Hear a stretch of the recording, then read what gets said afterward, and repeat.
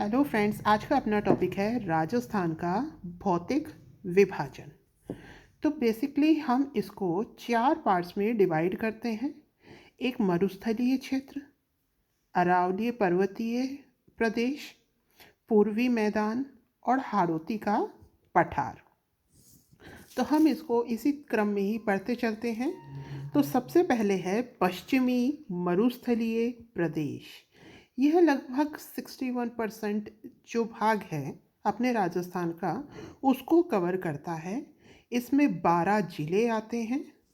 यहाँ बाड़मेर, जैसलमेर, बीकानेर, नागौर, पाली, जोधपुर, जालोर, सिरोही, चूरू, झुंझुनू, सीकर है, सीकर, चूरू, झुंझुनू, हनुमानगढ़, गंगानगर। तो इसमें 12 जिले आते हैं।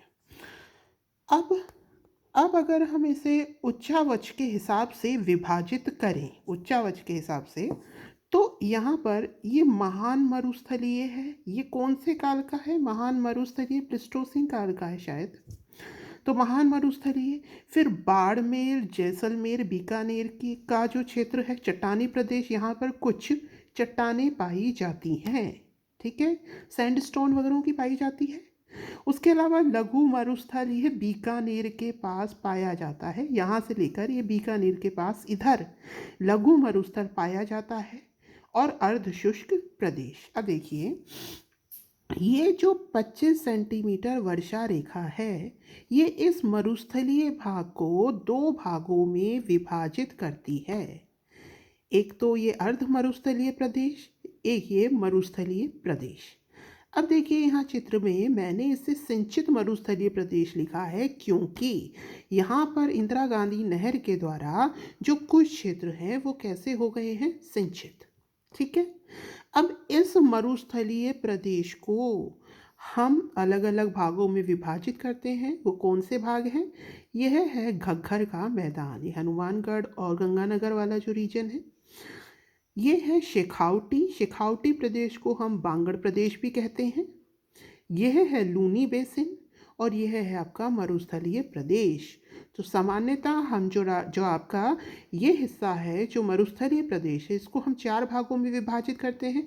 उच्चावच के आधार पर भी 4 भाग थे। जो महान मरुस्थल है, बाड़मेर, जैसलमेर, बीकानेर का जो चट्टानी प्रदेश है। आप ये मत सोचेगा कि इधर चट्टाने नहीं है, चट्टाने हैं। यह आपकी सैंडस्टोन वगैरह की जो चट्टाने हैं ये पाई जाती हैं। लघु मरुस्थल है ही। और अर्धशुष्क प्रदेश 25 सेंटीमीटर जो समवर्षा रेखा है इसे 2 भागों में विभाजित करती है। अर्ध मरुस्थलीय प्रदेश, मरुस्थलीय प्रदेश। मेनली इनको 4 भागों में विभाजित किया। घग्गर का मैदान, शेखावटी प्रदेश, लूनी बेसिन और यह मरुस्थलीय प्रदेश। अब देखिए,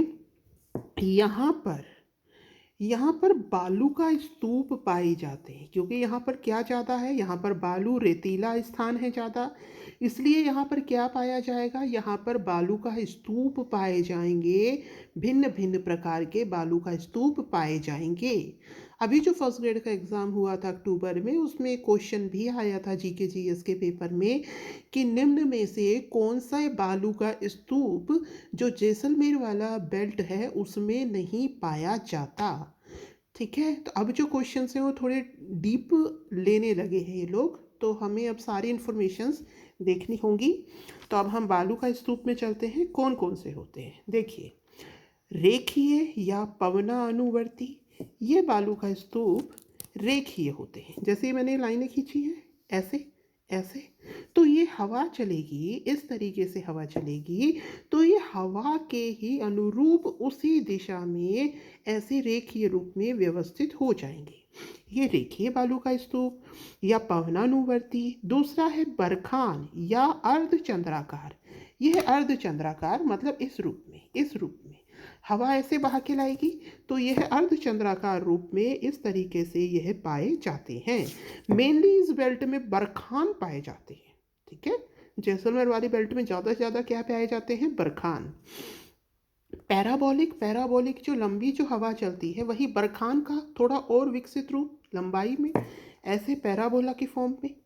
तारा बालू का स्तूप, इसमें क्या होता है, जो हवा है उसकी दिशा निश्चित नहीं होती, इस दिशा में कभी इस दिशा में, मतलब टेढ़े मेढ़े।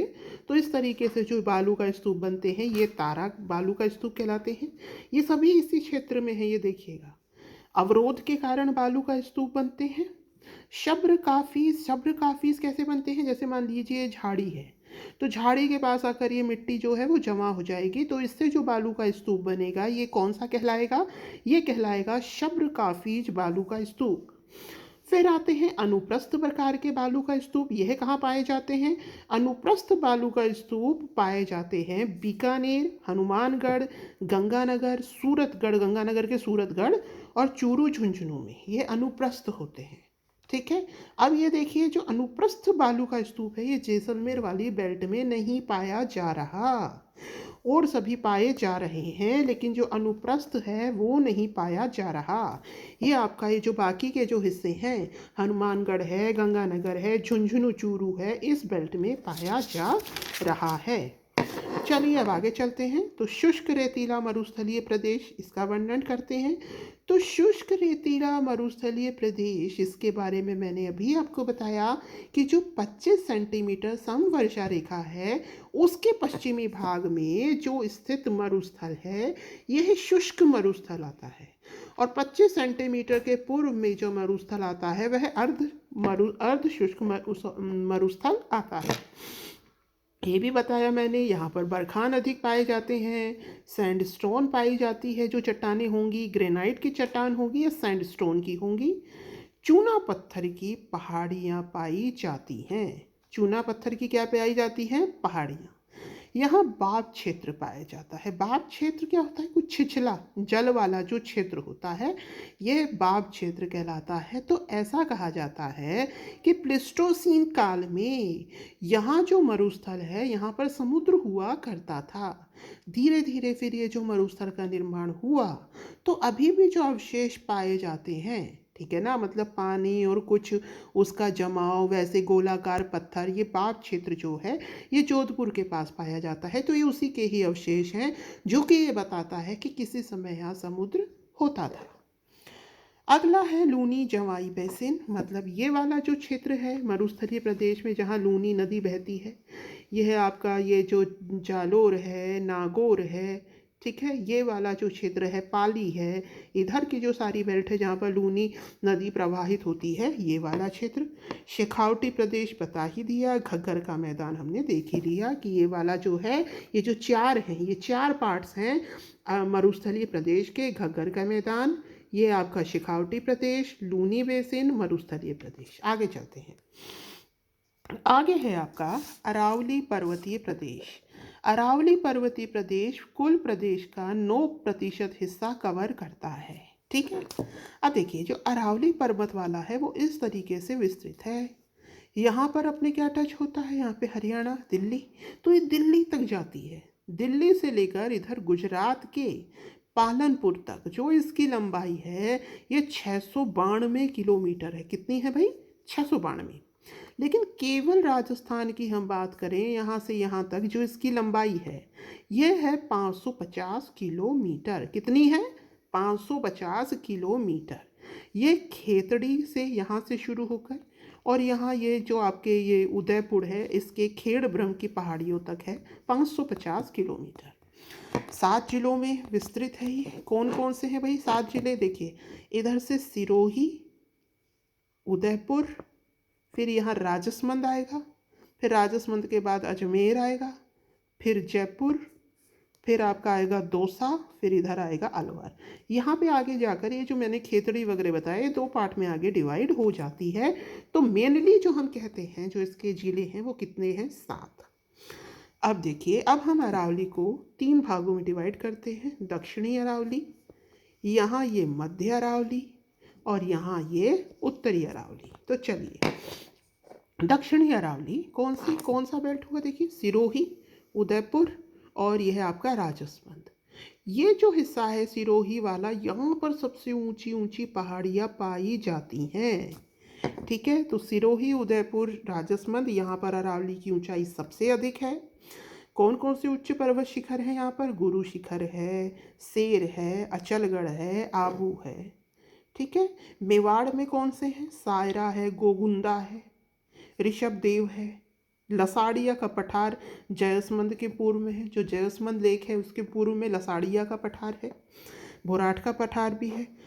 ठीक। उसके अलावा आबू के पश्चिम में, जो माउंट आबू है उसके पश्चिम में कौन सा पर्वत है? डोरा पर्वत है। कौन सा पर्वत है? डोरा पर्वत।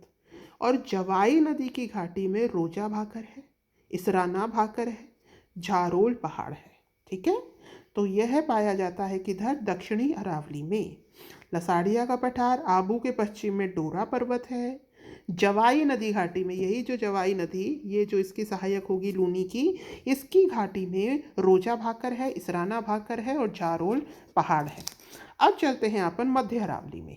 तो मध्य अरावली कौन सा रीजन आ जाएगा? ये वाला।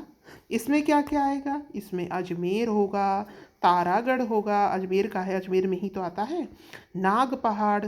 ठीक है, ये इसमें आएंगे। यहाँ पे कुछ प्रमुख दर्रे भी पाए जाते हैं। दर्रे क्या होते हैं? पहाड़ी के बीच में जो स्थान होता है, प्लेन जो होता है, रास्ता रूप में, मतलब किसी रास्ते के रूप में, तो दर्रे हैं। कौन कौन से हैं? ये आपके ब्यावर के पास हैं, ब्यावर में है ये दर्रे। बार, परवेरिया, शिवपुर, सूरा, देबारी। बार, परवेरिया, शिवपुर, सूरा, देबारी। एक दो बार बोलेंगे रट जाएगा। बार, परवेरिया, शिवपुर, सूरा, देबारी। बार, परवेरिया, शिवपुर, सूरा, देबारी। ये क्या है? दर्रे। कहाँ है? ब्यावर में। कौन सी अरावली में? मध्य अरावली में। अब है उत्तरी अरावली। उत्तरी अरावली यही वाली अपना बेल्ट आ गया, ये पूरा, ये सीकर, झुंझुनू और ये। ठीक है। तो यहाँ रघुनाथगढ़ हर्ष की पहाड़ी सीकर में है, बबाई खेतड़ी के पास, जयगढ़, नाहरगढ़, भानगढ़ ये अपना जयपुर में है ही। ये उत्तरी अरावली की चोटियाँ हो गई फेमस। तो ये हमने अरावली देख ली। आगे चलते हैं पूर्वी मैदान। देखिए, ये है आपका पूर्वी मैदान। तो पूर्वी मैदान किससे बना है? नदियों से बना है ना। तो मेनली यहाँ पर किनका प्रवाह है? नदियों का प्रवाह है। तो 50 सेंटीमीटर समवर्षा रेखा के पूर्व में। और ये तो हम सब जानते ही हैं कि ये जो अरावली है इसकी राजस्थान में बहुत इंपॉर्टेंस है। अरावली क्या करती है? जल विभाजक रेखा की तरह काम करती है। यहाँ पर जो इसका पूर्वी क्षेत्र है, यहाँ तो खूब वर्षा होती है, इधर से पीछे जाने पर वर्षा की मात्रा कम होती जाती है। अरावली पर हमें मिनरल्स भी मिलते हैं। इसके अलावा जो अरावली है, यहाँ पर कुछ पेड़ पौधे भी पाए जाते हैं, हरियाली पाई जाती है। तो यहाँ पर जो जानवर हैं उनका भी निवास स्थान है। तो ये हमने अरावली की जो उपयोगिता है उसके बारे में बता दिया। अब देखते हैं ये पूर्वी मैदान। तो ये जो रेखा है, ये 25 सेंटीमीटर वर्षा रेखा थी। 50 सेंटीमीटर जो वर्षा रेखा होगी वो पूर्वी मैदान को मरुस्थलीय प्रदेश से अलग करती है। 3 भागों में हम इसे बांटते हैं। चंबल बेसिन, मेनली चंबल नदी बहेगी पूर्व में, बनास नदी बहेगी दक्षिणी पूर्व में, और छप्पन का मैदान। तो चंबल बेसिन में कौन कौन से आएंगे? कोटा, सवाई माधोपुर, करौली, धौलपुर। यहाँ से कोटा, सवाई माधोपुर, करौली, धौलपुर, ये वाला जो बेल्ट है ये कोटा वाला, ये आ जाएगा किसमें? चंबल बेसिन में। बनास बेसिन मतलब ये हमने इनको अलग अलग मैदानी क्षेत्र, एक मैदानी क्षेत्र हमने ये वाला बता दिया, एक मैदानी क्षेत्र हम ये वाला बताएंगे। तो इसमें देखिए, बनास नदी का प्रवाह क्षेत्र, भीलवाड़ा, टोंक, अजमेर, जयपुर, दौसा, सवाई माधोपुर, यानी कि ये वाला जो क्षेत्र है। ठीक है। ये है छप्पन का मैदान। छप्पन का मैदान, ये बांसवाड़ा, डूंगरपुर, चित्तौड़गढ़, ये माही की सहायक नदी है। देखिए, चंबल, बनास और ये माही। बनास, इधर ये चंबल और इधर ये माही। माही नदी ऐसी तो जाएगी ना। तो ये जो क्षेत्र है ये वाला, ये माही का है, ये वाला जो क्षेत्र। ठीक है। अच्छा जी, अब देखिए प्रतापगढ़ और बांसवाड़ा। प्रतापगढ़ और बांसवाड़ा के बीच में 56 गांवों का समूह है। यहाँ जो मैदान बनता है ये 56 का मैदान कहलाता है। तो जो अपना पूर्वी मैदान था उसको हमने मेनली 3 पार्ट में डिवाइड किया। चंबल का क्षेत्र, बनास का मैदान और माही का मैदान। यहाँ पर 56 का मैदान है, प्रतापगढ़ और बांसवाड़ा के मध्य का हिस्सा। ठीक। अगला है आपका दक्षिणी पूर्वी पठारी क्षेत्र। तो इसमें कौन आता है? झालावाड़, कोटा, बारा, बूंदी। ठीक। अच्छा, अब ये पठारी क्षेत्र है। पठार किससे बनते हैं? पठार बनते हैं जब जो आपका लावा है ये बाहर आकर जब जमता है। ये मैंने आपको इसकी अर्थ की जो विभिन्न आकृतियां थी उसमें समझाया था। तो इसमें जब लावा जमता है तब ये उससे बनते हैं, है ना। तो जो झालावाड़, कोटा, बारा, बूंदी है ये पठारी प्रदेश है। यहाँ पर कैसे शैल होंगे? लावा और विंध्य शैल होंगे, विंध्य क्रम के। यहाँ कौन सी नदी बहती है? काली सिंध नदी बहती है। अब देखिए, जैसे हमने मरुस्थलीय प्रदेश को 4 पार्ट में डिवाइड किया, मैदानी प्रदेश को भी किया, ऐसे ही जो पठारी प्रदेश है इसको हम 5 पार्ट में डिवाइड करते हैं। अर्ध चंद्राकार, चंद्राकार श्रेणियाँ, नदी निर्मित मैदान, शाहबाद का उच्च स्थल। तो यहाँ पर चंद्राकार पहाड़ियाँ पाई जाती हैं। अभी हमने बताया यहाँ काली सिंध नदी की सहायक नदियाँ बहती हैं, और ठीक है ना, काली सिंध नदी बहती है, तो ये नदी का भी क्षेत्र है। पर्वत श्रेणियाँ हो ही गई, नदी निर्मित मैदान है ही। बारा के पास शाहबाद का उच्च स्थल है। बारा में शाहबाद का उच्च स्तर है, पहाड़ी नुमा। झालावाड़ का पठार है ही, इसमें विभाजित किया। डग गंगधार के उच्च क्षेत्र भी यहाँ पाए जाते हैं। तो 5 भाग में हमने गोलाकार पहाड़ियाँ पाई जाती हैं, काली सिंध नदी का मैदान है यहाँ पर, शाहबाद का उच्च स्थल है बारा में, झालावाड़ का पठार है इस क्षेत्र में, और डग गंगधार के उच्च क्षेत्र भी एमपी के पास बाउंड्री पर पाए जाते हैं। तो ये हमने पठारी प्रदेश भी बता दिया। इस प्रकार हमने राजस्थान का भौतिक विभाजन कर दिया। इम्पोर्टेंट जितनी भी चीज़ थी वो मैंने सब कवर करा दी। So thank you, have a nice day.